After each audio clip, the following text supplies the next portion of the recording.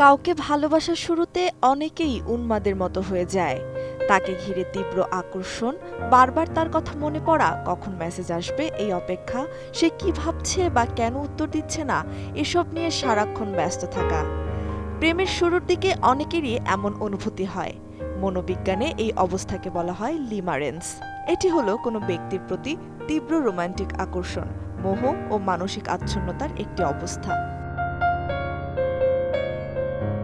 Psychology টুডের তথ্য অনুযায়ী প্রেমের শুরুতে এমন তীব্র অনুভূতি দেখা দিতে পারে। এ সময় মস্তিষ্কে ডোপামিনের কার্যকলাপ বেড়ে যাওয়ায় পছন্দের মানুষটিকে অতিরিক্ত গুরুত্বপূর্ণ মনে হতে পারে। মনে হয় ওই মানুষটিই যেন জীবনের সবকিছুর কেন্দ্র। তার একটি কথা আনন্দের কারণ হয়, আবার সামান্য কোনো আচরণও মন খারাপের কারণ হয়ে দাঁড়ায়। সাধারণত সময়ের সঙ্গে আকর্ষণের এই তীব্রতা কমে আসে, যদিও সবার অভিজ্ঞতা এক নয়। সমস্যা শুরু হয় তখন যখন অনুভূতিটি নিজের নিয়ন্ত্রণের বাহিরে চলে যায়। বিশেষ করে একজন যখন অতিরিক্ত উতলা আর অন্যজন তুলনামূলক শান্ত ও স্বাভাবিক থাকে, তখন উদ্বেগ আরও বাড়তে পারে।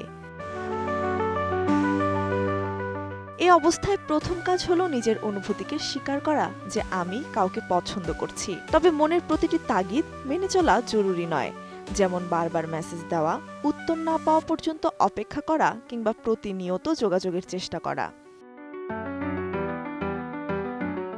এই অবস্থা থেকে মুক্তি পেতে হলে নিতে হবে কিছু পদক্ষেপ। দৈনন্দিন রুটিন ধরে রাখতে হবে। কাজ, পড়াশোনা, ব্যায়াম, ঘুম, বন্ধু ও পরিবারের সঙ্গে সময় কাটানো চালিয়ে যেতে হবে। বই পড়া, লেখালেখি, রান্না, নতুন কিছু শেখার মতো কাজে মন দেয়া যেতে পারে। এতে একই চিন্তার মধ্যে বারবার আটকে থাকার প্রবণতা কমতে থাকে। নিজেকে প্রশ্ন করুন, আমি কি মানুষটিকে সত্যিই চিনি, নাকি তার সম্পর্কে নিজের কল্পনাকেই বেশি ভালোবেসেছি? কারণ তীব্র আকর্ষণ অনেক সময় বাস্তব মানুষ আর মনের তৈরি ছবির পার্থক্য মুছে দেয়। প্রিয় মানুষটির সামাজিক যোগাযোগ মাধ্যমে অতিরিক্ত নজরদারিও অস্থিরতা বাড়াতে পারে। বারবার অনলাইন স্ট্যাটাস দেখা, রিপ্লাই এসেছে কিনা পরীক্ষা করা কিংবা কখন অনলাইনে ছিল তা খেয়াল করা, এসব অভ্যাস থেকে নিজেকে কিছুটা দূরে রাখা ভালো।